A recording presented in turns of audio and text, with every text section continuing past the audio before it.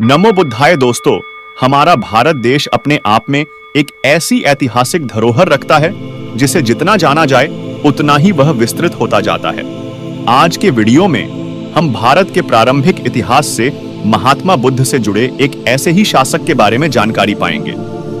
दोस्तों, भारत के प्रारंभिक इतिहास के प्रमुख व्यक्तियों में से एक मगध साम्राज्य के शासक बिंबिसार हैं। बिंबिसार के समय के आसपास भारतीय उपमहाद्वीप दो प्रमुख राजनीतिक इकाइयों महाजनपद और जनपद में बन रहा था। वहां 16 महाजनपद थे। ये बड़े राज्य थे।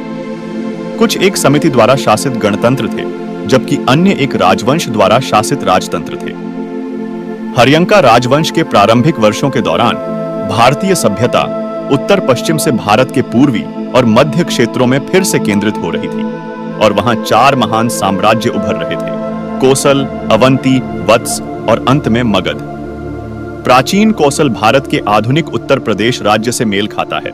अवंती मोटे तौर पर वर्तमान मध्य भारत, ज्यादातर मध्य प्रदेश राज्य, वत्स भी वर्तमान उत्तर प्रदेश राज्य का कुछ हिस्सा था, जबकि प्राचीन मगध साम्राज्य मोटे तौर पर मेल खाता है कि वर्तमान स्थिति के लिए बिहार, झारखंड, पश्चिम बंगाल के कुछ हिस्से, ओडिशा, उत्तर प्रदेश और नेपाल और बांग्लादेश के देश। बिंबिसार का जन्म 559-558 ईसा पूर्व में हुआ था। अपने बचपन के दौरान बिंबिसार ने अपने पिता को अंगराजा ब्रह्मदत्त के खिलाफ एक व्यर्थ सैन्य अभियान चलाते देखा। इसलिए जब वह 15 साल की कम उम्र में सत्ता में आए तो सबसे पहले उन्होंने ब्रह्मदत्त से बदला लेना चाहा। उन्होंने मौर्य साम्राज्य के भविष्य के विस्तार के लिए मंच तैयार करने में महत्वपूर्ण भूमिका निभाई। बिंबिसार ने अपने रणनीतिक दृष्टिकोण, कुशल प्रशासन और धार्मिक सहिष्णुता की नीतियों के माध्यम से मगध साम्राज्य के विस्तार में महत्वपूर्ण भूमिका निभाई। साक्ष्य बताते हैं कि मगध की आबादी पर उनका सकारात्मक सांस्कृतिक प्रभाव था। उन्होंने राज्य में कला और शिल्प को भी प्रोत्साहित किया। उन्हें मगध साम्राज्य के विस्तार के लिए हमेशा याद किया जाता है, जिसे उनकी प्रशासनिक और व्यापार नीतियों ने और मजबूत किया।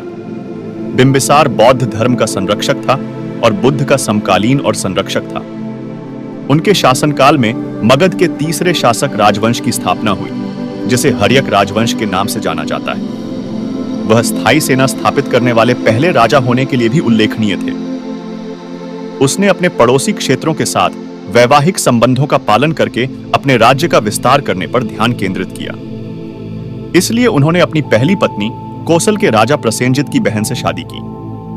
इस विवाह के साथ दहेज के रूप में काशी उनके हाथ में आ गई।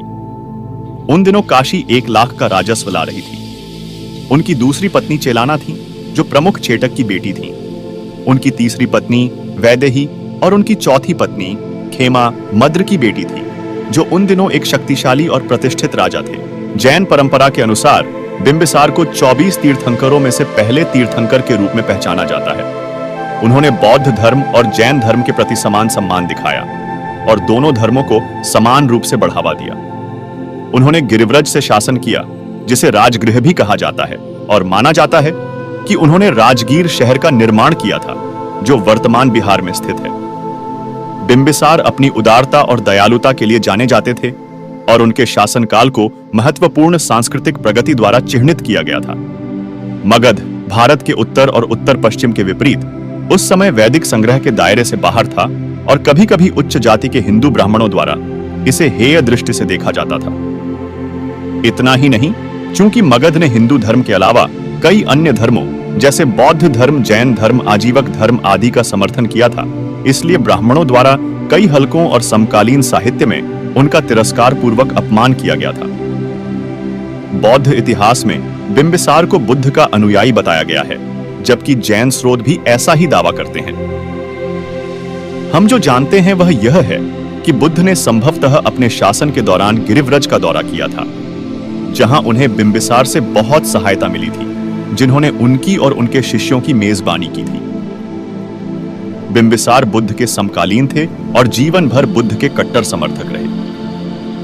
जब सिद्धार्थ सन्यासी का अभ्यास करने के लिए मगध पहुंचे तो बिंबिसार ने सिद्धार्थ से मुलाकात की और उन्हें अपना आधा राज्य देने की पेशकश की, ताकि सिद्धार्थ सन्यासी की तरह रहना बंद कर दें। बुद्ध बनने के बाद सिद्धार्थ एक बार अपने कई शिष्यों के साथ राजा बिंबिसार से मिलने राजगृह आए। बुद्ध के आगमन की खबर सुनते ही बिंबिसार नगर के प्रवेश द्वार पर पहुंचा और बुद्ध को आमंत्रित किया। उन्होंने बुद्ध और उनके शिष्यों को ज्ञान के मार्ग का अभ्यास करने के लिए बांस के पेड़ों वाला एक पार्क उपहार में दिया। वहां बुद्ध ने लगातार 3 वर्षा ऋतुएं बिताई और बाद के चरण में एक और वर्षा ऋतु बिताई।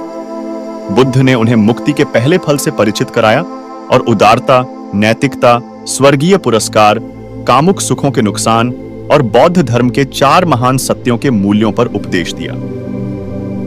बिंबिसार का बौद्ध धर्म के साथ घनिष्ठ संबंध इस तथ्य से स्पष्ट होता है कि वह बौद्ध धर्म से संबंधित कई घटनाओं से जुड़ा हुआ है। उन्होंने न केवल बुद्ध के प्रति स्नेह और समर्थन दिखाया, बल्कि बौद्ध भिक्षुओं के प्रति भी विचारशील और दयालु थे। उनका शासन बुद्ध द्वारा सिखाए गए धम्म द्वारा निर्देशित था। बुद्ध बिंबिसार के सुझावों के प्रति ग्रहणशील थे। विनय नियम में कहा गया है कि शाही सेवा में चोरी करने वाले या जेल तोड़ने वाले किसी भी व्यक्ति को भिक्षु नहीं माना जाना चाहिए। बिंबिसार ने आधे महीने के 8वें और आखिरी दिन अनुशासन के नियमों या पतिमोखा का पाठ करने का भी सुझाव दिया। इसके अलावा उन्होंने दूसरी पूर्णिमा से बरसात के मौसम में पीछे हटने का अभ्यास करने का सुझाव दिया। बिंबिसार ने अपने घर के सदस्यों को बुद्ध के दर्शन के लिए प्रोत्साहित किया। उनकी पत्नी खेमा बुद्ध की प्रबल समर्थक बन गईं और संघ में शामिल हो गईं। हालांकि बुद्ध ने बिंबिसार को कोई विशेष सूत्र का उपदेश नहीं दिया और बिंबिसार द्वारा बुद्ध से पूछे गए किसी भी प्रश्न का कोई विवरण नहीं है। बिंबिसार ने बुद्ध और उनके शिष्यों की मेजबानी अपने आनंद पार्क या बगीचे में की, जिसे वेलुवन के नाम से जाना जाता था, जहां वे अपनी इच्छा के अनुसार रह सकते थे। बुद्ध की मृत्यु के बाद पहली बौद्ध संगीति उनकी राजधानी राजगृह में आयोजित की गई थी। बिंबिसार के पुत्र अजातशत्रु की मगध के सिंहासन के लिए महत्वाकांक्षा थी। भविष्यवक्ताओं द्वारा दी गई चेतावनियों के बावजूद कि उनके पुत्र अजातशत्रु का जन्म उनके लिए अशुभ था, फिर भी उन्होंने उसे बहुत देखभाल और स्नेह से पाला।